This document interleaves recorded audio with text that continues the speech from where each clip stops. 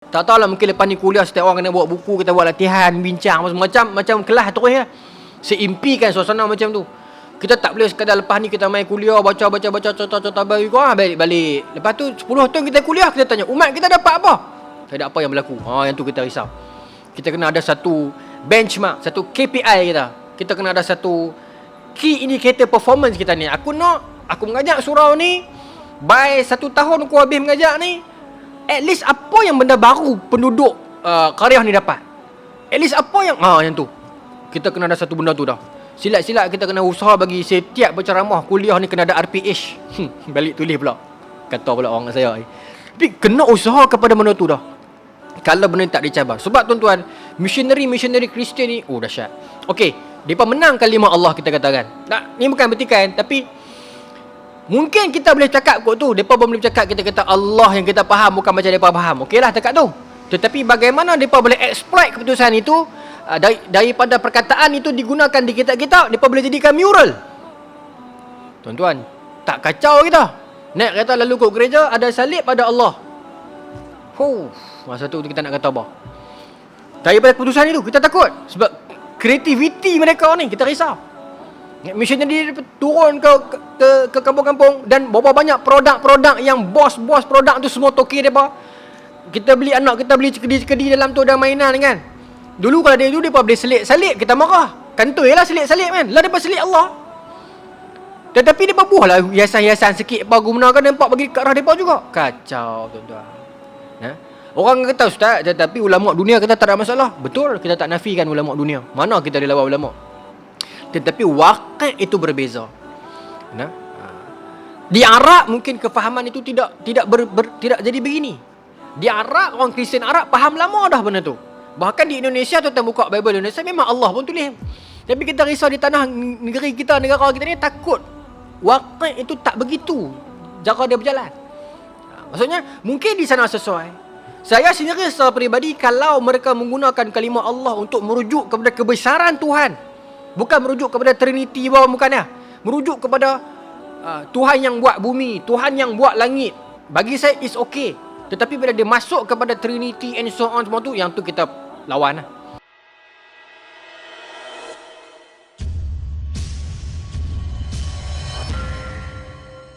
Bismillahirrahmanirrahim. Alhamdulillahilladzi khalaqal mauta wal hayata liyabluwakum ayyukum ahsanu amala wa huwal azizul ghafur. Ashhadu an la ilaha illallah wa ashhadu anna Muhammadan abduhu wa rasuluh. Wa nusalli wa nusallim ala sayyidina Muhammadin wa ala alihi wa sahbihi ajma'in. Radina billahi rabba wa bil islami dina wa bi Muhammadin nabiyyan wa rasulah. Tuan-tuan yang muslimin yang dirahmati Allah, Assalamualaikum warahmatullahi wabarakatuh. InsyaAllah tuan-tuan, malam ni kita menyambung lagi kita punya pengajian Qisasul Anbiya karangan Al-Imam Ibn Kathir. Kita masuk kepada bab yang seterusnya, Nabi yang baru, iaitu Nabi Ishaq. Kita akan berbincang tentang Nabi Ishaq, insyaAllah. Baik, kita mulalah. Baik. Firman Allah Subhanahu wa taala, wa basyarnahu bi ishaqa nabiyyan minas salihin wa barakna alaihi wa ala ishaq wa min dzurriyyatihima muhsinun wa zalimun li nafsihi mubin. Yang bermaksud, dan kami beri dia kabar gembira dengan kelahiran Ishaq, seorang nabi yang termasuk orang-orang yang soleh. Kami limpahkan keberkatan atasnya dan atas Ishaq, dan di antara anak cucunya ada yang berbuat baik dan ada pula yang zalim terhadap diri sendiri dengan nyata. Baik. Firman Allah Subhanahu wa taala ni tuan-tuan dalam surah As-Saffat ayat 112 dan 113. Kata Allah, wa basyarnahu bi Ishaq. Allah Taala telah berikan berita gembira. Basyar, berita gembira. Wa basyiris sabirin, sampaikanlah berita gembira kepada orang sabar. Berita gembira. Wa basyarnahu bi Ishaq, dan telah kami sampaikan berita gembira kepadanya. Wa basyarnahu. Hu di sini, dhamir hu di sini, dia ini merujuk kepada Nabi Ibrahim. Telah Allah Ta'ala sampaikan berita gembira kepada Nabi Ibrahim dengan kelahiran Ishak. Sebab apa disebut dengan berita gembira ini? Bahkan bukan kata dengan kelahiran Ishak sebagai berita gembira. Wa basyarnahu Ishak nabiyya. Bukan kata dia sekadar kelahiran Nabi Ishak. Bahkan Nabi Ishak ini dilahirkan dan diberi janji kenabian.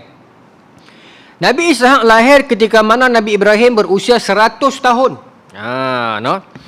Nabi Ibrahim umur 100 tahun, Nabi Ishak lahir. Okey, iaitu 14 tahun setelah kelahiran Nabi Ismail. Jadi kita clear, Nabi Ishak younger than Nabi Ismail by 14 years old. Dia lebih muda 14 tahun daripada Nabi Ismail. Nabi Ishak muda 14 tahun daripada Nabi Ismail. Kerana setelah Nabi Ishak setelah 14 tahun Nabi Ismail lahirlah Nabi Ishak pada ketika usia Nabi Ibrahim 100 tahun.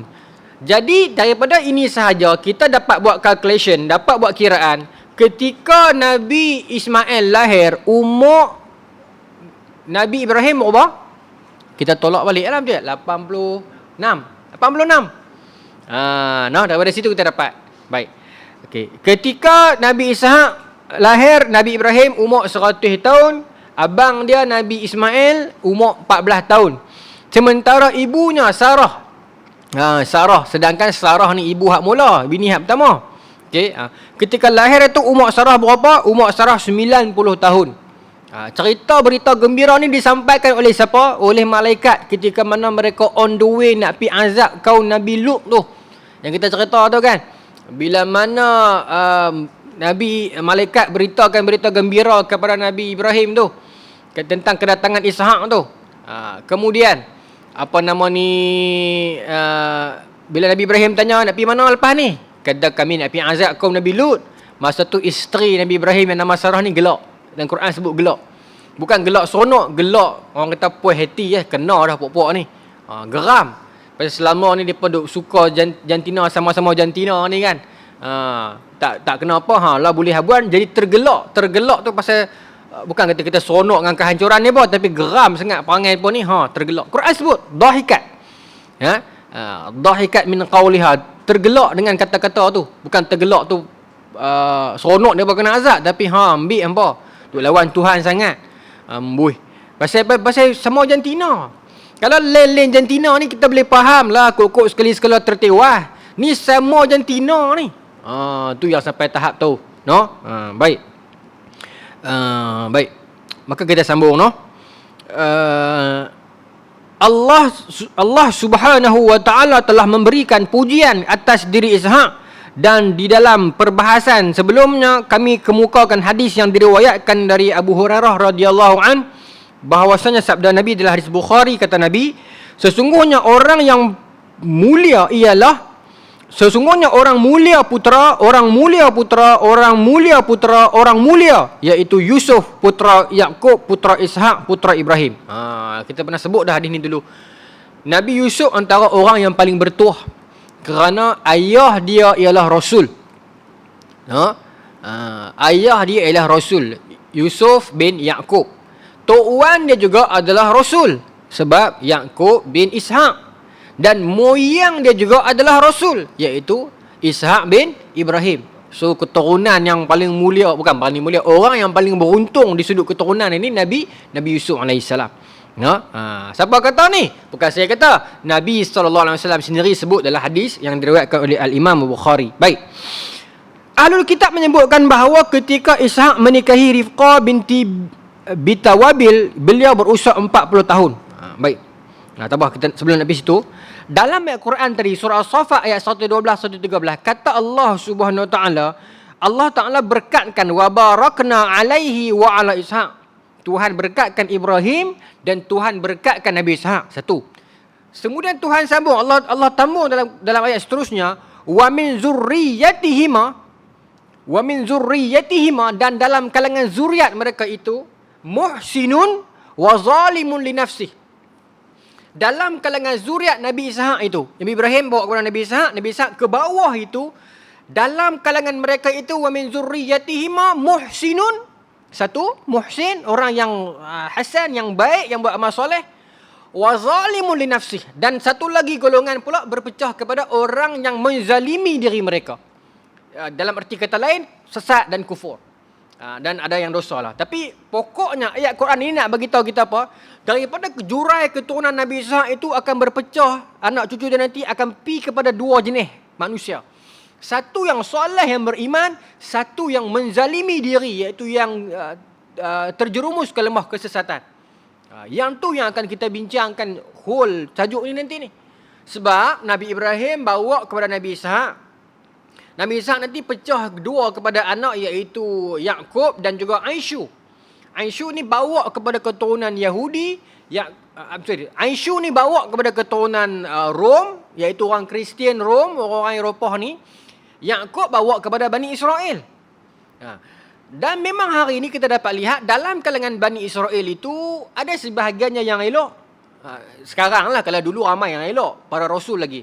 Tapi kalau kita bawa dimensi perbincangan ini kepada dunia hari ini, jelaslah kepada kita orang-orang putih tu, keturunan Aisyu. Aisyu bin Ishaq, Ishaq bin Ibrahim. Keturunan Aisyu itu bawa kepada jurai orang-orang putih ni, orang-orang Rom ni. Keturunan Ishaq bawa kepada Yaqub, Yaqub bawa kepada Israel dan ke bawah. Baik. Maka benarlah firman Allah Subhanahu wa taala, wa min zurriyyatihima muhsinun wa zalimun li nafsihi. Pecah dua, satu yang okey, satu yang ada masalah sikit. Sebab tu kita dapat tengok ada orang putih yang beriman, ada orang putih yang kufur, yang ikut ajaran Kristian dan sebagainya, yang sesat. Sesat ini, kenapa kita kata sesat? Quran sebut sesat. Orang Kristian ini disebut sebagai golongan yang sesat.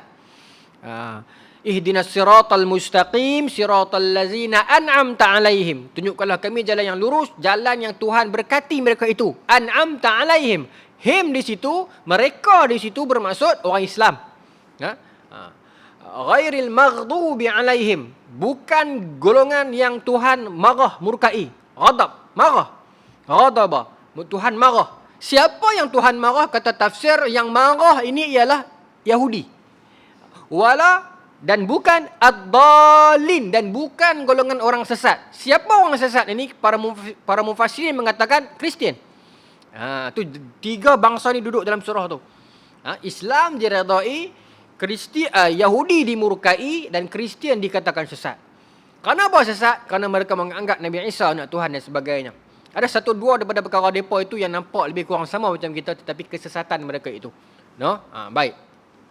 Tuan-tuan, dan sebahagian mereka itu anak cucu bangsa Rom ini yang jadi soleh, yang jadi tu Imam Suhaib Web, terkenal di media sosial kan. Dan ramai lagi tokoh-tokoh orang putih yang terkenal, yang warok yang jadi bagus. Dan ada dia dalam kalangan besar, dalam kalangan mereka yang jadi buah lah orang putih ni. Maka benarlah kata Allah Subhanahu wa taala. Bahkan dalam ayat yang lain, ketika mana Allah Subhanahu wa taala merakamkan kata-kata Nabi Isa kepada Hawariyun. Ya ayyuhallazina amanu kunu ansarullah kama qala Isa bin Maryam lil hawariyina man ansari ila Allah. Nabi Isa tanya kepada para pengikut dia, man ansari ila Allah, siapa yang nak jadi penolong kepada agama Allah? Kata Hawariyun, nahnu ansarullah, kami penolong agama Allah. Fa amanat ta'ifatum min bani Israil wa kafarrat ta'ifah. Sebahagiannya beriman, sebahagiannya kufur. Fa ayyadna allazina amanu ala aduwwihim fa asbahu zahirin. Dan Tuhan menangkan yang beriman itu atas yang kufur, yang sesat itu. Maka jelas oleh kita memang terpecah dua. Bukan nak kata kita orang Islam yang main ikut jurai Arabnya tak terpecah dua. Tapi obviously orang putih tu banyak nampak macam tu. Sebab tu Tuhan sebut siap-siap dah. Bukan nak kata orang Arab ni semua Islam, tidak. Di Arab itu ada Kristian dan sebagainya. Tetapi Kristian Arab begitulah. Macam orang duk pertikaikan. Orang Islam dah kata Tuhan tu Esa, tapi sedangkan Quran dah sebut nahnu. Nahnu tu kami, bermaksud banyaklah. Orang Kristian Arab tak pernah pertikai persoalan ni. Sebab apa? Sebab mereka faham nahu Arab. Mereka faham tata bahasa Arab. Nahnu dalam itu bukan di sudut adad, bukan di sudut pembilangan, tetapi di sudut li ta'zim, Dia isim li ta'zim, dia untuk membesarkan. Sebab tu kata kami. Bukan kami tu dalam erti kata menunjukkan banyak, tetapi menunjukkan besar. Nahnu. Sebab tu kalau di Arab, mak bapak cakap dengan anak pun kami, walau kata seorang. Bukan kata dia tu banyak, tapi dia tu besar. Azim. Besar. Kum, kita dah panggil orang Assalamualaikum. Kalau ikut maksud salah lah. Sebab kum tu kamu semua. Kalau kita jumpa dengan seorang, kalau betul-betul nak Assalamualaikum lah. Tapi kenapa kita kata kum juga? Sebab li ta'zim, untuk membesarkan dia. Sebab tu orang Kristian, kalau Arab dia tak petikai nahnu ni. Tapi orang Melayu, ada Kristian? Ada. No? Dia petikai kan. Itu menunjukkan kelemahan ilmu. No? Sebab orang Kristian Arab pun tak petikai benda tu. Sekarang duk main dengan isu kalimah Allah, kalimah Allah pula. Nak kata tak berani pasal isu ni, isu keputusan mahkamah. Sebab dia jadi pasal kot benda. Tapi biarlah kementerian mana-mana diperfikir ambil lah. Kita mungkin benda tu kita boleh kata, kita boleh benda ni kalau berlaku juga kalau tidak ada kalau kementerian dalam negeri lah kot no. Tak lawan semula. Katalah keputusan ni kekal, pendakwah di Malaysia ni kena lipat kali ganda usaha. Kena mujahadah betul-betul ya. Bahasa nak lawan dengan pendakwah Kristian ni, tuan-tuan, kemah dia masuk ke hutan-hutan. Bukan kita puji bermasuk kita reda, tidak, tetapi kemah. Yang tu kita kena kata kemah. Saya pernah masuk ke hutan-hutan ni belah-belah Borneo kan. Ui, tuan-tuan, kita tengok macam naksah kan. Kita bagi dulu naksah surau kecil-kecil tu. Tengok dalam, salib. Masuk tak tinggal punya. Depa punya, mata maaf sebut tuan-tuan, ini yang sebahagian daripada cerita-cerita saya dapat daripada kawan-kawan yang masuk ke hutan-hutan ni. Saya pernah masuk sekali dua, tapi saya bukan aktif macam depa. Saya masuk sendiri ya. Apa nama ni, yang saya dapat cerita daripada kawan-kawan yang aktif ni. Orang Islam, dia masuk ke hutan-hutan orang asli ni. Dia masuk, dia buat dakwah apa semua, dia keluar lah. Kemudian dia akan main pula kot, saya tak pastilah yang tu. Tapi ini bukan untuk generalize lah tuan-tuan lah. Ini cerita yang saya dengar, mungkin sebahagian macam tu, mungkin sebahagian lebih baik. Okay? Bukan untuk generalize semua. Tetapi compare secara umumnya begitu. Kita masuk dan kita dakwah dan masuk Islam dan kita keluar. Sebahagian di antaranya dia akan selfie dan sebagainya lah, tak apalah, itu hak mereka. Tetapi berbeza dengan Kristian, yang saya duk faham, saya duk kaji, saya duk baca dan saya duk teliti ni, missionary mereka masuk dan mereka dah kuasai hutan ataupun hulu tersebut. Ini bukan kata di Malaysia nah, di seluruh dunia. Mereka tak tinggal terus. Mereka akan 6 bulan rotate. Ini yang saya dapat cerita daripada orang yang terlibat sendiri. Maknanya dia akan stay 6 bulan di situ, sukarela, gaji dibayar, family dia di rumah pun dibagi elang. Tak payah fikir, stay 6 bulan, duduk dengan geng-geng sini. Ajak Kristian betul-betul cukup 6 bulan, dia pulang, hak baru pula mai sambung. Oh tuan-tuan, kita kena kerja keras. Dia bukan mai one stop lah. Kan? Dia mai dengan, tak tahu nak abang. Puji bukan puji mereka di sudut agama mereka tu, di sudut usaha mereka tu. Maknanya kalaulah keputusan ini tidak dicabar, keputusan mahkamah sekarang ni, kita kena double, triplekan usaha kita. Setakat kita main kuliah baca balik, saya rasa tak boleh. Kita kena kerah lagi. Kita kena, tak tahulah, mungkin lepas ni kuliah setiap orang kena buat buku, kita buat latihan, bincang macam kelas terus ya. Seimpikan suasana macam tu. Kita tak boleh sekadar lepas ni kita main kuliah, baca cerita bagi kau, balik. Lepas tu 10 tahun kita kuliah, kita tanya, umat kita dapat apa? Tak ada apa yang berlaku. Yang tu kita risau. Kita kena ada satu benchmark, satu KPI kita. Kita kena ada satu key indicator performance kita ni. Aku mengajak surau ni, by 1 tahun aku habis mengajak ni, at least apa yang benda baru penduduk Qaryah ni dapat. At least apa yang yang tu. Kita kena ada satu benda tu dah. Silat-silat kita kena usaha bagi setiap berceramah kuliah ni kena ada RPH. Balik tulis pula. Kata pula orang saya. Tapi kena usaha kepada benda tu dah. Kalau benda tak dicabar. Sebab tuan-tuan, missionary Kristian ni, dahsyat. Okey, mereka menang kalimah Allah, kita katakan. Ni bukan bertikai, tapi mungkin kita boleh cakap kot tu. Mereka boleh cakap, kita kata Allah yang kita faham bukan macam mereka faham. Okeylah, dekat tu. Tetapi bagaimana mereka boleh exploit keputusan itu, daripada perkataan itu digunakan di kitab-kitab, mereka boleh jadikan mural. Tuan-tuan, tak kacau kita. Naik kereta lalu ke gereja, ada salib, ada Allah. Masa tu kita nak kata apa? Daripada keputusan itu kita takut. Sebab kreativiti mereka ni, kita risau. Missionary turun ke kampung-kampung dan berapa banyak produk-produk yang bos produk tu semua toki mereka. Kita beli cekedi dalam tu ada mainan kan. Dulu kalau dia beli selit salib, kita marah. Kantoi lah selit-selit kan. Lah dapat selit Allah. Tetapi dia buah lah hiasan-hiasan sikit apa gunakan nampak bagi kat arah depa juga. Kacau tuan-tuan. Orang kata ustaz, tetapi ulama dunia kata tak ada masalah. Betul, kita tak nafikan ulama dunia. Mana kita dia lawan ulama. Tetapi waqi' itu berbeza. Di Arab mungkin kefahaman itu tidak jadi begini. Di Arab, orang Kristian Arab faham lama dah benda tu. Bahkan di Indonesia tuan-tuan buka Bible Indonesia memang Allah pun tulis. Tapi kita risau di tanah negeri kita, negara kita ni takut waqi' itu tak begitu cara dia berjalan. Maksudnya mungkin di sana sesuai. Saya sendiri secara peribadi, kalau mereka menggunakan kalimah Allah untuk merujuk kepada kebesaran Tuhan, bukan merujuk kepada Trinity bawah, bukannya merujuk kepada Tuhan yang buat bumi, Tuhan yang buat langit, bagi saya is okay. Tetapi bila dia masuk kepada Trinity and so on semua tu, yang tu kita lawan lah.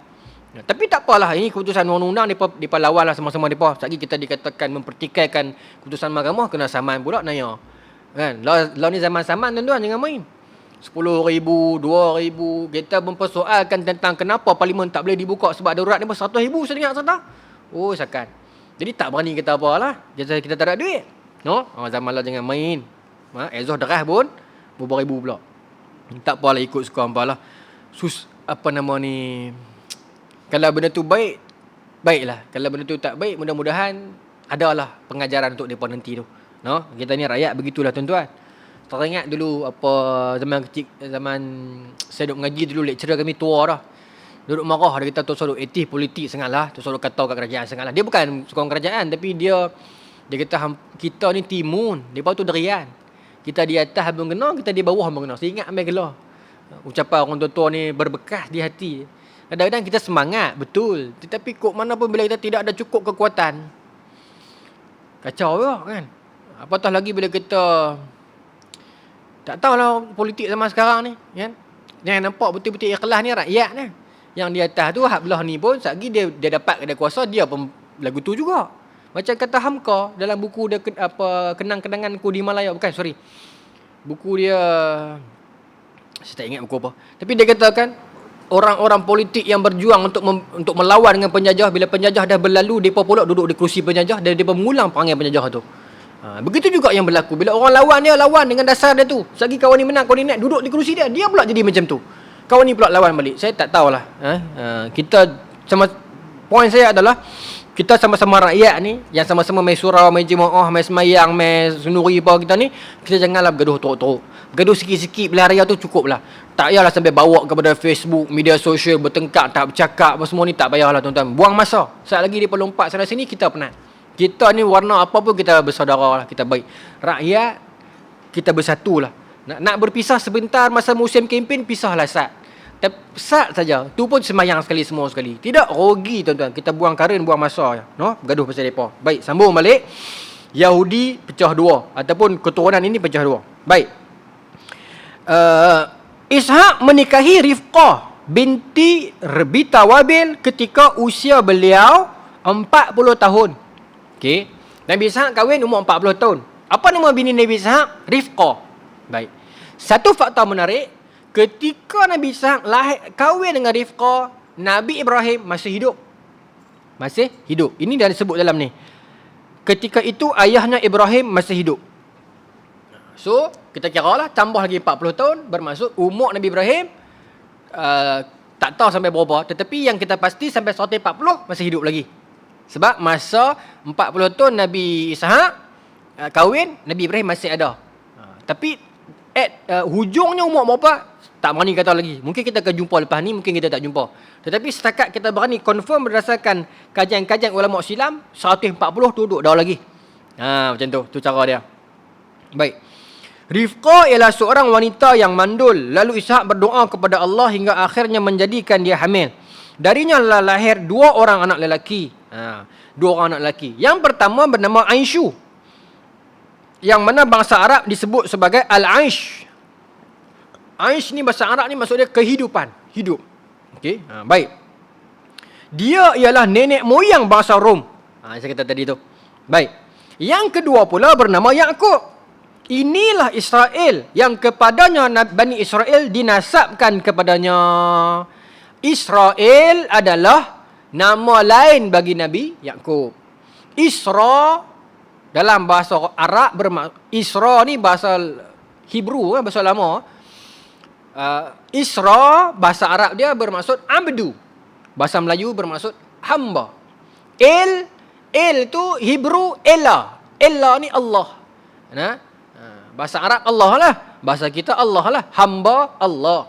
Israel, hamba Allah, Abdullah. Same things.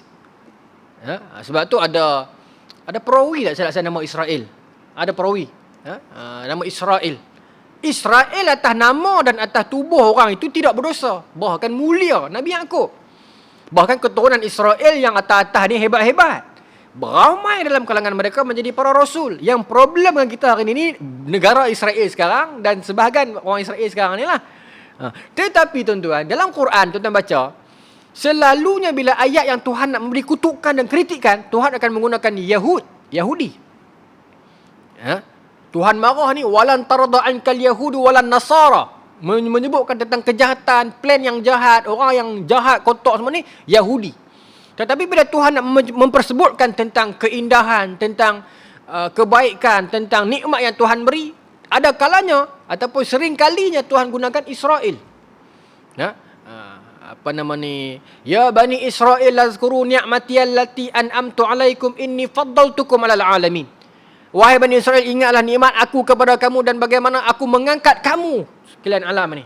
Tapi ayat itu pengertiannya itu telah mansuh oleh ayat kuntum khairu ummah. Ayat itu kepada kita. Yang paling mulia adalah bangsa orang Islam, khairu ummah. Ayat tak mansuh, tapi esen ayat itu. Sebab tu orang Israel marah sangat kat kita. Okey, pasal kedudukan umat yang termulia tu yang ada pada depa tu, inni faddaltukum alal alamin tu telah diambil oleh orang Islam, iaitu kuntum khairu ummah. Baik. Tetapi kalau bangsa Israel itu masuk Islam, mereka juga akan termasuk dalam khairu ummah ni sebenarnya. Tapi itulah resis, bangsa yang sangat resis, terlalu resis.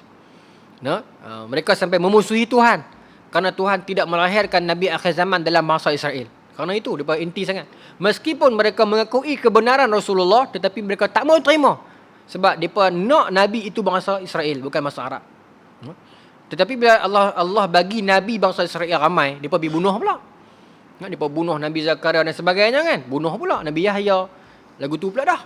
Nabi Isa. Bila bagi Nabi bangsa mereka bunuh. Baik. Sambunglah. Ahlul Kitab menyatakan bahawa Nabi Isa lebih menyukai Aisyu daripada Yakub kerana Aisyu merupakan anak yang pertama. Kepala kuasa. Tempat dia berharap. Sedangkan Rifqah lebih menyayangi Yakub kerana dia lebih kecil. Dua beradik ni. Bukan menyayangi, dia lebih kepada Nabi Isa rapat dengan abang sulung pasal senang nak harap. Yang mak rapat dengan adik itu biasa. Okey. Okay. Selanjutnya, kata para ahli nasab, para ahli sirah ni mengatakan, ketika Nabi Ishaq berumur tua dan pandangannya mula pudar, dia meminta makanan kepada putera yang Al-Aish ini. Lalu dia suruh Ishaq menyuruh puteranya itu Al-Aish pergi memburu. Itu kira cerita dia ringkas beginilah. Nabi Ishaq rajin harap ke Al-Aish suruh pergi buru binatang, balik masak bagi dia makan dan sebagainya. Mak dia duk parti benda ni. Bini dia lah, Rifqah duk parti benda ni, nampak kesian kat Yakub ni. Pak hang korang layan dia, duk layan nak sulung dia. Maka Aisyu, Rifqah iaitu mak, iaitu bini Nabi Ishaq, menyuruh putera kesayangannya iaitu Yakub. Satu hari dia suruh Nabi Yakub menyembelih 2 ekor kambing yang paling muda dan baik. Kambing milik dia. Di sini saja memberi pengajaran kepada kita, anak-anak muda remaja zaman itu masing-masing ada dia punya binatang ternak dia. Dia ada kambing dia ada unta dia ada itulah kibah dan sebagainya. Sama macam kisah Habil dan Qabil. Ada binatang sendiri, ada penternakan sendiri. Berbeza dengan hari ni, anak-anak kita bela juga, tetapi bela hamster yang tak boleh buat apa, dia seronok lah. Bukan kita nak menghina hamster tu, tidak, tetapi yang tak mendatangkan hasil tu okey lagi lah. Hamster kurang-kurang nyawa kan, kurang-kurang kot boleh saham kat kita jaga dia. Ni hak lagi syok hak jaga mendatang dalam insek ni. Zaman saya dulu kami panggil Digimon ke apa benda duduk dalam tu, duk main belok mati teriak tuan-tuan. Binatang dalam maya tu. Law dia belah kucing. Law anak-anak kita ni duk dalam ni ada game apps ni yang kucing tu. Duk belah lah bagi makan, bagi mandi, basuh berak apa ni. Binatang digital. Saya takut lagi 20 tahun benda ni tak bentung, kita menikah pun dengan benda dalam ni. Bini kita duduk dalam ni. Maya. Nak menikah betul-betul mahal. Kita pun sembang, dia boleh sembang balik. Minta maaf sebut nak kasar sikit. Kita boleh buka baju dia ke apa ke, boleh tolak pergi, boleh iyak ke apa. Saya rasa benda tu tak mustahil tuan. Lagi 20 tahun tak bendung. Pasal sosial telah mati sekarang. Nak menikah mahal dan susah. Tu yang nak menikah susah. Susah lah ni. Nah, esok bekat menikah dengan digital lah. Minta maaf tuan, kasar sikit tapi semua jantan tak apa kot. Dia boleh buat bunyi, hubungan intim tu dia boleh buat bunyi bagi seronok ke apa ke. Esok bini duduk dalam telefon dia. Perempuan akan cari yang sama. Rasa nak buat hubungan intim, nak seronok-seronok sikit, dia ada tekan ni, dia keluar video ke. Tekan ni, nak tukar baju dia ke, nak buh bedak di muka. Apa yang kita nak pada seorang isteri, nak main dengan dia, bergurau dengan dia, duduk dalam ni semua. Tekan ya. Oh tuan-tuan, kalut kita. Nah, sedangkan pernikahan ini adalah satu sunnah dan ibadah yang kita kena buat. Sebab kita nak memperamaikan umat Rasulullah. Mudah-mudahan anak cucu kita nanti yang akan memperamaikan tentera Mahdi. Yang tu yang kita nak tu. Bukan sekadar perkahwinan yang kita nampak duduk seronok kot tu saja. Tetapi ibadah itu sebab kita nak memperamaikan lagi umat Rasulullah. Kalau anak cucu kita tu dalam kalangan kita tu yang lahir adalah para ulama nanti, takkah kita membanggakan Nabi? Sebab tu kita nak nikah ni banyak-banyak sikit. No? Takut sebut benda ni. Ni menikah lah menikah. No? Baik, mudah-mudahan ni menikah. Baik. Tuan-tuan, maka Rifqah, ibu ni, isteri Nabi Ishaq ni suruh Nabi Yaakob kata, abah hang keluar tu, dia pergi cari binatang. Pak hang suruh. Ni saya terima bahasa utara ni, minta maaf. Law ni, sebab contoh dah tuan, dalam ni sebut, Nabi Ishaq tak layan sangat Nabi Yaakob. Dia dah tua dah. Dia tuan-tuan minta maaf sebut sekali lagi. Orang tua ni, sampai satu peringkat, kalau dia sayang, dia tunjuk. Dia tak sayang, dia tunjuk. Tuan-tuan setuju tak? Kami dulu di sekolah, ada satu orang tok guru. Dia bukan cikgu sekolah, dia tok guru luar main mengajar di sekolah kami, mengajar Quran. Orang tua, dah 80 lebih dah. Mahir, ustaz, ulama lah. Mahir ilmu Quran lah. Dia sayang kat saya sikit lah, saya boleh baca sikit. Tapi dia terlalu tunjuk sampai saya jadi segan. Bila kami duduk mengaji dia serama petang-petang tu, member saya ni dia baik sikit, skema sikit. Saya ni jenis buih sikit, pemimpin bola baru main mengaji. Kawan saya ni bagus lah dengan mengaji petang-petang pakai serban. Bagus lah. Tapi dia pun nak ambil lah perhatian tok guru ni. Dia pergi duduk dekat, pergi duduk sebelah. Tak apalah duduk sebelah tok guru ni. Lepas tu saya baby bola, mandi-mandi sat, nak main. Saya main tu dia kata, hai, ambil duduk sana. Nazri, main sini. Nada tu bukan syarika, memang nada dia lagu tu. Ambil duduk sana. Nazri, main duduk tangan, duduk sebelah dia. Kita pun jadi malu kawan-kawan tu. Dia tunjuk sangat. Banyak kali saya jadi segan sampai kawan-kawan kata ke saya kan, hang tak apa dia sayang. Tapi orang tua-tua ni sampai satu tahap dia akan tunjuk. Satu hari tu kami tak bawa, dia suruh bawa satu buku tajwid, kami tak bawa. Dia marah. Dia tanya saya, Nazri tak bawa ke? Saya tak bawa. Nazri tak apa. Dia kata lagu tu. Saya punya segan tunjuk. Lepas tu bila sembang dengan kawan, jadi cikgu di sekolah ni jumpa anak murid sembang, dia berkata betul Tok Wan kami ni, cucu yang dia sayang dia tunjuk sungguh dia sayang. Cucu yang dia tak sayang, dia bukan dia tak sayang, dia kurang sayang, dia tunjuk sungguh. Kadang-kadang seorang tu lah dia bawa naik motor, dia bawa tu, orang lain pun cucu kandung juga, tapi dia bukan dia tak sayang, tapi orang tua begitulah sifat dia. Jadi bila tuan-tuan faham macam tu, tuan-tuan tak rasa pelik cerita ni. Sebab Nabi Ishaq dah tua dah, mata dah tak nampak dah. Dia tunjuk sungguh sayang dia dekat Aisyah ni. Dekat Nabi Yaakob bukan dia tak sayang, dia sayang tapi dia tak tunjuk. Maknanya dia nak makan, dia suruh Aisyah. Dia nak merasa nak makan daging rusak, Aisyah pergi cari. Apa buat Aisyah? Yaakob ni terbiar. Tu cerita dia. Jadi bila kita faham konsep tu, kenapa saya cerita ni? Saya nak bagi kita tak salah faham. Oh, takkan Nabi pilih kasih? Bukan pilih kasih. Tetapi para Nabi itu tidak terlepas daripada sifat basyariyah, sifat kemanusiaan. Jadi kita faham. Kita faham. Sebab berapa banyak penulisan-penulisan barat yang menyebabkan orang Islam sendiri salah faham terhadap Islam. Saya bagi contoh. Zaman Orhan bin Uthman, iaitu anak pengasas Uthmaniyah. Dia Ertugrul Uthman, anak dia Orhan tu. Zaman Orhan tu, mereka ada buat satu dasar. Pi ambil anak-anak orang Kristian duduk belah di istana. Latih baru masuk Islam, latih dan akhirnya jadi pejuang-pejuang Osmani. Orang putih, mereka tulis, mereka kata dasar itu, dia ada satu perkataan, saya tak ingat nama dia. Dasar itu dasar yang sangat zalim.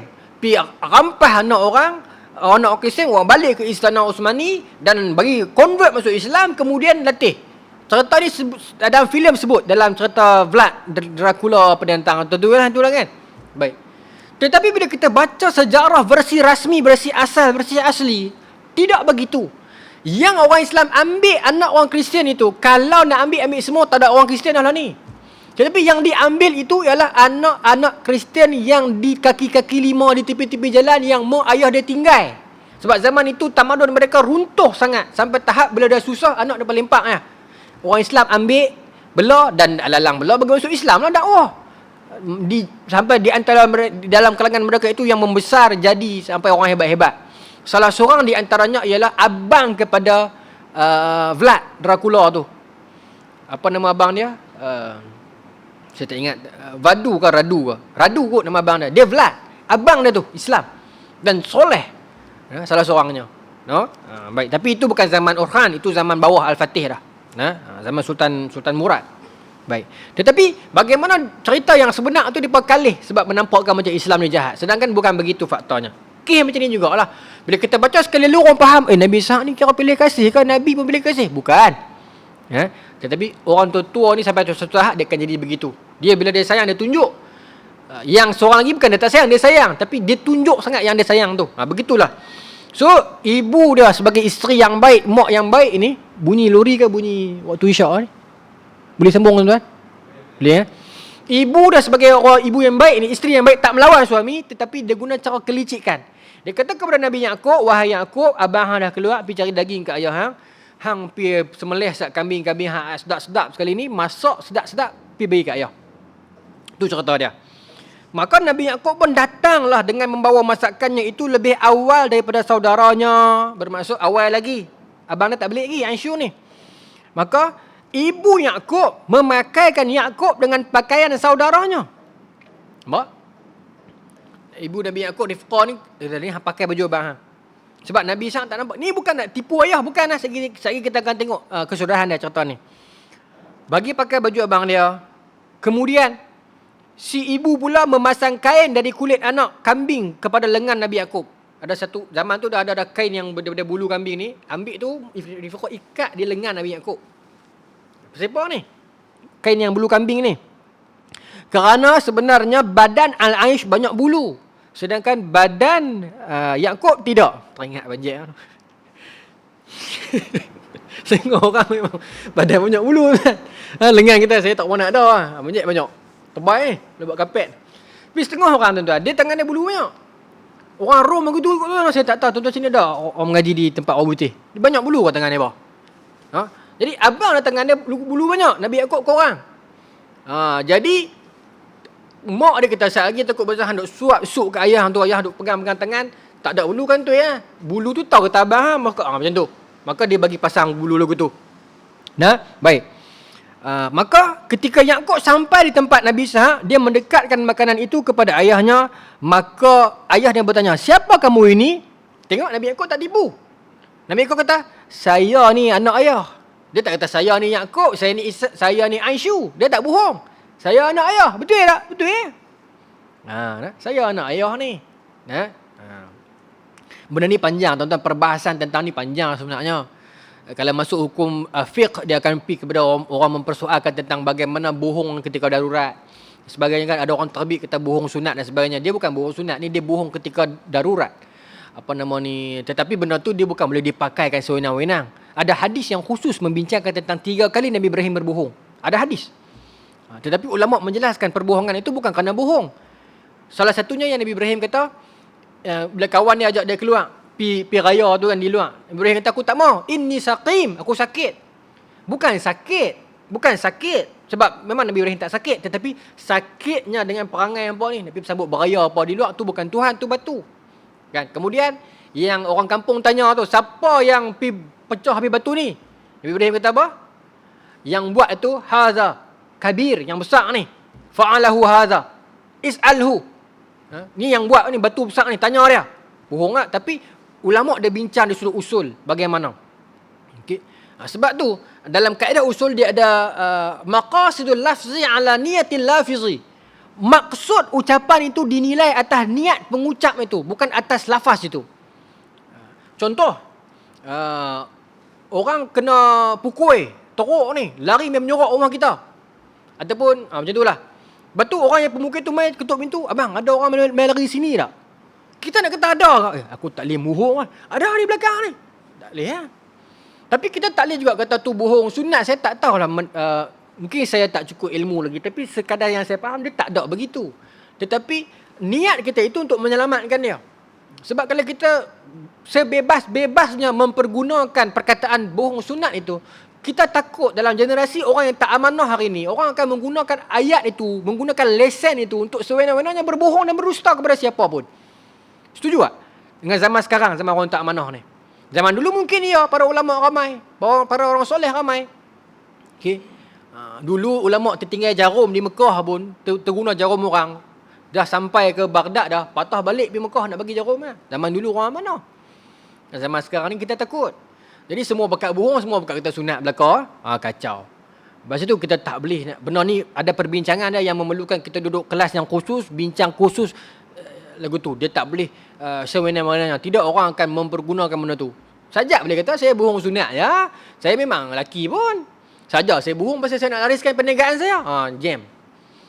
Pasal tu ada benda-benda usul yang ulama simpan. Bukan sembunyikan ilmu. Kadang orang kata, mana boleh sembunyi ilmu? Bukan sembunyi ilmu.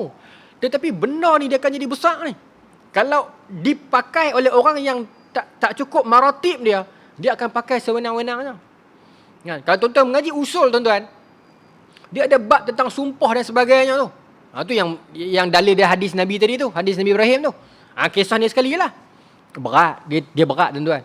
Saya ingat masa saya mengaji dulu, ustazah kami kata benda ni bukan boleh sewenang-wenangnya pakai. Sebab tu ahli usul ni sangat dihormati. Kecerdikan mereka itu, perbincangan mereka itu sangat dalam dan sebagainya. Okay. Hari ni yang jadi masalah kepada masyarakat ialah bila kita petik and pasang, plug and play, maka menyebabkan hari ni lagu mana juga ada lah, senang abang lagu tu lah. Saya nak habis pasal bunyi isyak, nak habis cerita ni takut tak nak habis. Maka Nabi Ishaq pun makan. Dia pegang lengan dia makan. Kemudian bila lepas makan, yang sering Nabi Ishaq buat ialah apa? Dia akan mendoakan. Yang tu yang Rifqah nak sebenarnya. Rifqah paling nak agar suaminya ini, Rasul ini, doakan dekat anak ni. Tapi Yaakob sering terlepas benda tu sebab Nabi Ishaq rajin pilih abangnya. Itu niat isterinya. Okay. Maka Nabi Ishaq pun mendoakanlah dekat Nabi Yaakob ni. Agar diberikan kedudukan yang tinggi, diberikan rezeki, dia dilimpahi anak yang ramai. Maka Nabi Yaakob pun berlalu. Elok Nabi Yaakob berlalu, lama lepas tu Aish pun balik. Seperti mana yang diperintahkan ayah dia awal tadi, dia pun masak apa semua, dia pergi ke ayah dia bawa hasil makanan. Maka ayah dia tanya, apakah ini? Maka jawab Aisyu, inilah makanan yang ayah inginkan. Maka jawab Nabi Ishaq, bukankah tadi engkau telah datang kepadaku membawa makanan ni? Maka kata Aisyu, demi Allah tidak. Maka Aisyu fahamlah bahawasanya adik dia perkena dia, adik dia potong dia. Di sini pun nampak tak over elok dah. Sebab apa? Adik kandung, biar pilah ayah kandung. Tapi kalau kita nak buka wacana kita ni secara lebih dalam, kita mungkin boleh fikir, ini adalah antara kita bagi apa? Jati bangsa Rom. Dia tak boleh orang lebih pada dia. Sebab tu dia ada satu istilah, white man burden, kan? Dia rasa kok mana pun aku kena masuk campur, aku kena settle kes ni. Begitulah di Iraq, di Yaman, di mana dulu Kosovo dan sebagainya. Dia rasa dia yang kena turun. Tentu ingat Camp David dan sebagainya kan, 76 kan Camp David. 79 kan. Dan banyak-banyak perjanjian lain lah. Dan mereka ke bumi Melayu menyelesaikan masalah perbalahan. Tentu ingat di Perak dulu, Long Jaafar dan sebagainya, permasalahan Timur. Kemudian krisis di Kedah, di Perak, di mana tempat semua depa pekat turun lah. Depa nak kena selesaikan lah, depa hantar residen seorang. Dulu di Brunei, Datuk Petinggi Ali dululah. yang sampai dapat Sarawak kepada James Brooke tu 1841. Orang putih ni dia duk rasa orang lain tak boleh lebih, dia yang kena settle kes ni. Jadi bila adik dia pergi bagi makan ayah dia, di sudut moral dan di sudut akhlaknya is biasa. Okeylah ayah dia doa kat adik dia bukan orang lain, tapi dia tak boleh. Sebab apa? Dia tahulah bahawasanya Yakub telah mendahuluinya dan dia marah. Kemarahan pun bergelojak dalam dirinya. Bahkan dia berjanji dan bersumpah akan membunuh adiknya itu. Sampai tahu tu. Okey, kawan tu beri sup dulu ya. Oh tuan-tuan, mungkinlah saya faham cara bodoh saya ni. Ulama susun cerita ni, ambil pada riwayat ni nak beritahu kat kita apa ni. Ini mungkin jati orang Rom ni kadang-kadang macam ni juga. Dia tak ada lebih, orang lebih pada dia. No? Walaupun ikut jaluran macam mana, dia tak mau. Sampai tahap nak bunuh. No? Biar dia seorang je, biar pak dia doa kat dia seorang je. Kan hang jangan doa. Pada adik dia tu. Dia gamak buat. No? Baik. Setelah ibu mendengar ancaman Al-Aish kepada saudaranya. Ibu ni ibu dia juga. Mak kandung dia, Rifqah ni. Lantas ibunya terus memanggil Yakub dan menyuruhnya agar pergi menemui saudara ibunya, iaitu Laban. Rifqah ni ada adik ke kakak saya tak pasti, nama Laban. Dia kata apa nama Yakub, abang hang marah dah. Tapi dia bukan marah ni, dia tak post kat status WhatsApp. Dia nak bunuh hang mak dengar ni. Lah ni hampir memakngah. Saya tambah kata makngah lah mak saudara lah. Makngah Laban. Laban ni duduk di mana? Di Haran. Haran ni sekarang ni di Syria. Pi duduk rumah makngah hang sat. Bagi reda marah dia. Ni mak yang baik. Bila anak bergaduh, ambil seorang bagi reda buang. Ni kita pergi tribai dua-dua tuan-tuan, dua-dua geram kat kita. Ataupun kita pergi sokong salah satu pun, tunjuk sangat pun tak kena juga. Salah seorang hak boleh reda, tarik pergi tepi sat, sembang lah kita apa sat. Reda sat. Ini ilmu nak ajak kita ni. Anak-anak bergaduh ni. Saya tak tahulah, saya baru seorang. Tuan-tuan mungkin lagi pengalaman pada saya lah. Di sudut pengalaman. Tapi di sudut yang ni, diajar kita begitulah. Ambil seorang bagi tenang sat. Jangan biar mereka kelai. Dan jangan pergi sokong salah seorang masa tu juga. Walaupun kita tahu seorang ni betul. Yang ni saya belajar sungguh. Bidang saya memang psikologi kekeluargaan. Walaupun seorang ni betul, seorang ni salah. Kita jangan nak pergi sokong lala tu juga. Hang tak betul, abang hang tu betul. Jangan. Dia akan rasa sangat sakit hati. Walaupun hakikatnya dia tahu dia salah, tapi dia rasa macam this is not fair. Dia akan kata betul lah hati dia. So dia akan lebih menjauhi. Esok dia jumpa kawan di luar, lagi kacau. Sebab tu walaupun kita tahu siapa betul siapa salah, tarik salah seorang pergi majlis lain dulu. Majlis ni bermaksud situasi suasana lain dulu, sembang dulu. Kalau yang salah kita kata cara salah. Sabar Sat. Macam tu. Yang betul kita kata cara betul. Baru dia akan tenang. Ini yang Rifqah buat, yang sirah ni ajak kita. Okey. Dia tak kata kepada Nabi Yakub, abang nak bunuh hang, biasa kerih kan lawan? Tak. Piduk mamak menekan dulu. Okey, baik. Maka ibu saudaranya itu iaitu Laban yang tinggal di Haran. Ibunya menyuruh agar Yakub tetap tinggal bersama Laban. Sampailah emosi saudaranya iaitu Al-Aish menjadi reda. Okey. Lebih daripada itu, ibunya juga menyarankan agar Yakub menikahi dengan putera saudaranya tadi. Maka mak dia pesan kepada Nabi Yakub, mak pi rumah mak ngah hang sat di Laban tu, duduk dengan dia sat sampailah abang hang ni reda. Lepas tu hang tengok-tengoklah sama. Mak ngah hang tu ada anak dara 2 orang, elok-elok. Kenal kira bagi jadi buang lah. Lagu tu lah saya terjemah bahasa utara ni. Tapi dalam kitab sebut begitulah. Ibunya menyarankan agar Yakub menikahi salah seorang anak saudaranya iaitu sepupu Nabi Yakub jugalah. Anak kepada adik Rifqah, Laban. Maka Nabi Yakub pun pergi Laban ni tuan-tuan. Bertolak ke Laban ni tuan-tuan sampai dekat sebulan. Sampai bulan depan kita kena sambung blok ni. Cerita bulan depan lah. Pasal tahu nak pergi Laban dia sebulan. Bulan depan kita sambung apa berlaku di Laban. Wallahu ta'ala a'lam. Tuan-tuan yang di Laban ni cerita dia menarik . Tu dah kena main insya-Allah bulan depan. Bismillahirrahmanirrahim. Allahumma rzuqna fahman nabiyyin wa hifdzal mursalin wa ilham malaikatil muqarrabin wa ahdina fi hidayatil arifin bi rahmatika ya arhamar rahimin. Allahumma ja'al jam'ana hadza jam'an marhuma wa tafraqana min ba'dihi tafarraqan ma'suma wa la taj'al lana fil wala ma'ana wa la matba'una syaqi wa la matuda wa la mahruma. Rabbana atina fid dunya hasanah wa fil akhirati hasanah wa qina adzabannar. Wa sallallahu ala sayyidina Muhammadin wa ala alihi wa sahbihi ajma'in. Walhamdulillahi rabbil alamin. Assalamualaikum warahmatullahi wabarakatuh.